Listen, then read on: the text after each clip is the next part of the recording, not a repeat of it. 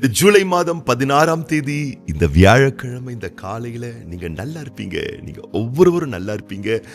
ரொம்ப ரொம்ப நல்லா இருப்பீங்க. தேவனுடைய மகிமை, பிரகாசம், பிரசன்னம் உங்களை சூழ்ந்து கொள்ளும். தேவனுடைய மகிமையான வல்லமை மிகுந்த மேக ஸ்தம்பம் இந்த நாள் பகல் முழுவதும் உங்களோடு இருக்கும்.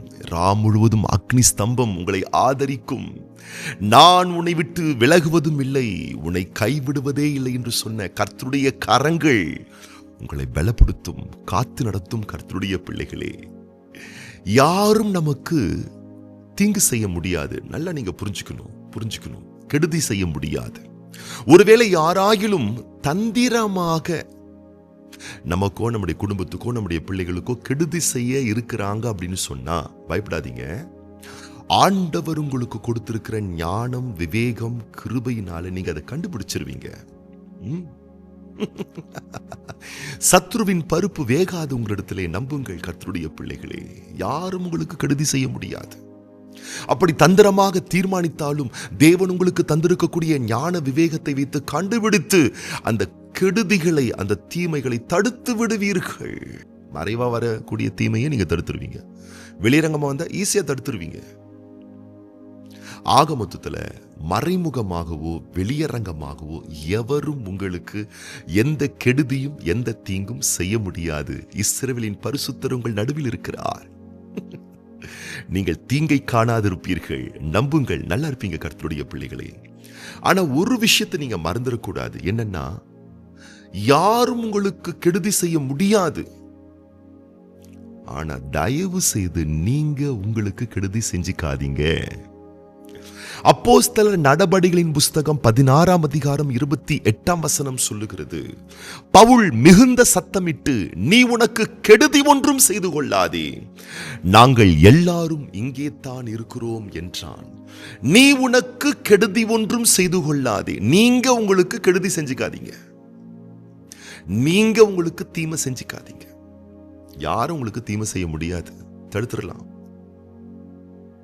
ஆனா நீங்க உங்களுக்கு கெடுதி செய்யணும், நீங்க உங்களுக்கு தீமை செய்யணும்னு சொல்லிட்டு நீங்க தீர்மானிச்சிட்டீங்கன்னா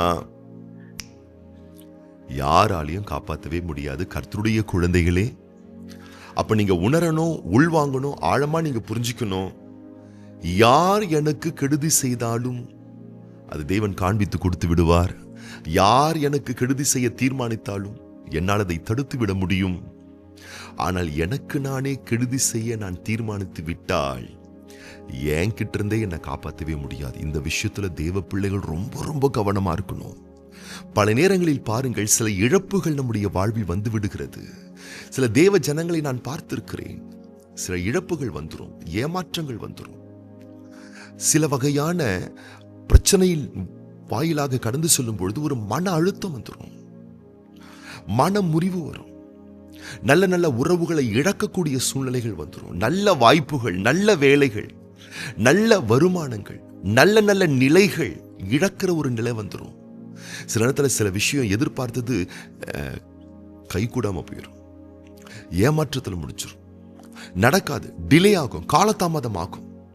இப்படிப்பட்ட பல வகையான பாதைகளுக்குள் போகும்பொழுது ஒரு வகையான மன அழுத்தத்துக்குள் தேவ பிள்ளைகளை தங்களை தள்ளி கொண்டு சரியா சாப்பிட மாட்டாங்க, சரியா தூங்க மாட்டாங்க, சரியா சாப்பிடாம தன்னை கெடுத்துக்கிறது, சரியா தூங்காம தன்னை கெடுத்துக்கிறது, இயல்பு வாழ்க்கையை பாதிக்கக்கூடிய அளவுக்கு அப்படியே படுத்துக்கணும், எதையாச்சும் ஒன்று யோசிச்சுக்கணும், ஓவர் திங்கிங் பண்ணிக்கிட்டு தேவையில்லாம எப்போ பார்த்தாலும் சோஷியல் மீடியா அடிக்ஷனுக்குள்ளே போயிட்டு நோண்டி நோண்டி நோண்டி ஃபோனை பார்த்துட்டு ஒரு ரூம்லேயே அடைச்சிக்கிட்டு அப்படியே படுத்துக்கிட்டு மந்தமாகிக்கிட்டு உடலை பாதிச்சுக்கிட்டு மனநிலையை பாதிச்சுக்கிட்டு ஸ்ட்ரக் ஆயிருவாங்க ஒரு இடத்துல போயிட்டு. அப்படியே இயல்பு நிலையெல்லாம் பாதிக்கப்பட்டுரும். அன்றாட கடமைகளை செய்வதற்கு உத்வேகம் அடைய மாட்டாங்க. அந்த வலி வருத்த சோகத்திலிருந்து வெளியவே வரமாட்டாங்க.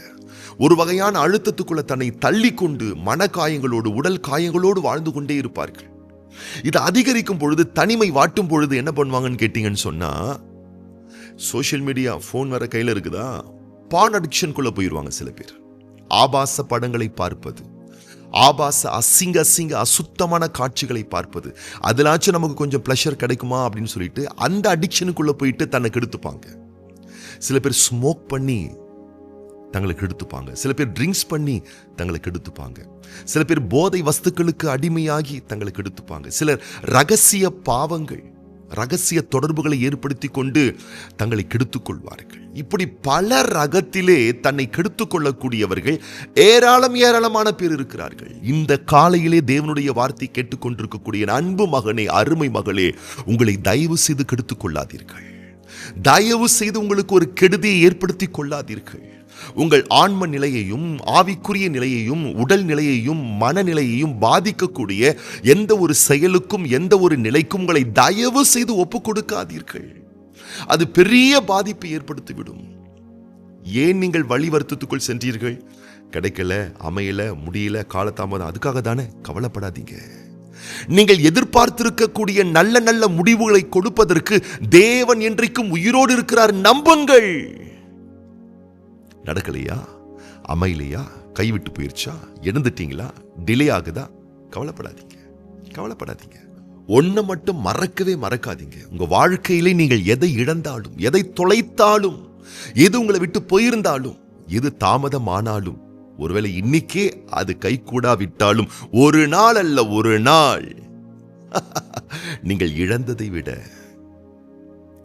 இழந்த உறவுகளை விட, இழந்த வாய்ப்புகளை விட, அந்த உறவுகளும் வரவுகளும் வாய்ப்புகளும் வேறொரு வடிவத்தில், வேறொரு உருவத்தில், வேறொரு நிலையில், ரொம்ப அழகா, ரொம்ப அருமையா, அற்புதமான நிலையில் ஆசீர்வாதமாய் உங்களை வந்து அடையும். எப்படி?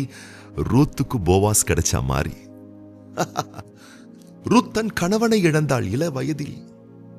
உறவை இழந்தாள், வாய்ப்பை இழந்தாள், வரவை இழந்தாள், எல்லாமே இழந்து வாழ்க்கை கசந்து போனது. ஆனால் வேறொரு வடிவத்தில், வேறொரு உருவத்தில், இன்னும் அழகா, இன்னும் பெட்டரா, இன்னும் ஸ்மார்ட்டா, இன்னும் சூப்பரா ரூத்துக்கு போவாஸ் கிடைத்து வாழ்க்கையை மெருகேற்றியது போல தீமையை நன்மையை மாற்றக்கூடிய நல்ல தேவன் இருக்கிறார் என்பதை ஆழமாய் நம்புங்கள். இந்த ஜூலை மாதம் 16ஆம் தேதி வியாழக்கிழமை அவர் உங்களோடு கூடவே பேசுகிறார் என்பதை நம்புங்கள். இழந்தேன் என்று சொல்லி உங்களை அடைத்துக் கொண்டு உங்களுக்கு தீங்கு செய்யாதீர்கள். தீமைகளை எல்லாம் நன்மையை மாற்றக்கூடியவர், சாம்பலுக்கு பதிலாய் சிங்காரத்தை கொடுக்கக்கூடியவர், துயரத்துக்கு பதிலாக ஆனந்த தைலத்தின் அபிஷேகத்தால் உங்களை நிரப்பக்கூடியவர், உங்களுடைய துன்பங்களை கண்ட நாட்களுக்கு தக்கதாக சரி நிகராக உங்களை மகிழ்ச்சியாக்கக்கூடியவர், மீட்பர் உயிரோடு இருக்கிறபடியினால் உங்களுக்கு குறித்திருக்கிறதை நிறைவேற்றுவார். ஆழமாய் நம்புங்கள். உங்களை பாதித்துக் கொள்ளாதீர்கள். உங்கள் கரத்தில் நீங்கள் இழந்ததை விட தரமானது, அழகானது, அற்புதமானது வரும் வரை காத்திருங்கள். உங்களை பத்திரமா பார்த்துக்கோங்க. நீங்க முதல்ல உங்களை பத்திரமா பார்த்துக்கோங்க. உங்கள் உடல் நிலைகளையும், உங்கள் மனநிலையையும், உங்களுடைய குடும்ப நிலைகளையும், உங்களுடைய ஆவிக்குரிய நிலையையும் பத்திரமா பார்த்துக்கோங்க. அழிச்சிடாதீங்க, கெடுத்துக்காதீங்க, கெடுதி செய்யாதீங்க. அப்படி நீங்கள் உங்களை பாதித்துக் கொள்வீர்களே ஆனால் தேவன் நியமித்த அந்த நேரத்தில் அழகான, வளமையான, மேன்மையான வாய்ப்புகள், சந்தர்ப்பங்கள், தருணங்கள், வரவுகள், உறவுகள் வரும்பொழுது அதை யார் எடுத்து அனுபவிக்கப் போகிறார்கள்? நீங்கள் உங்களை சிதைத்துக் கொள்வீர்களே ஆனால் வரப்போகக்கூடிய வரவுகளையும் உறவுகளையும் யார் எடுத்து அனுபவிக்க முடியும்? அது உங்களுக்காகத்தானே வரப்போகிறது. காலம் கடந்தும் அல்ல, காலம் முந்தியும் அல்ல, சகலவற்றையும் அதனதின் காலத்திலே தர வல்லவராய் இருக்கக்கூடிய ஜீவனுள்ள தேவன் மேல் நம்பிக்கை வைத்து உங்களை நல்லா பார்த்துக்கோங்க. உங்களை பத்திரமா பார்த்துக்கோங்க. நல்லா இருப்பீங்க. ரொம்ப ரொம்ப நல்லா இருப்பீங்க. ரொம்ப ரொம்ப நீங்கள் ஆசீர்வதிக்கப்பட்டவர்களாக இருப்பீர்கள் கர்த்தருடைய பிள்ளைகளே. இன்றைய உங்களுடைய நல்வாழ்வு சிறக்க, உங்கள் நல் நோக்கங்கள் நிறைவேற உங்கள் ஒவ்வொருவருக்காக நாங்கள் ஜெபம் பண்ண போறோம். ஜெபம் பண்ற இந்த நேரத்தில், இந்த நாளில் பிறந்த நாள் காண்கின்ற தேவ பிள்ளைகளுக்காக நம்ம ஜெபம் பண்ண போறோம். இன்றைக்கு திருமண நாள் காண்கின்ற நம்முடைய அன்பு சகோதரர் M Vaiko Yabes, sister V Gomathi Angel தம்பதியார் இன்னைக்கு திருமண நாள் காண்கிறார்கள்.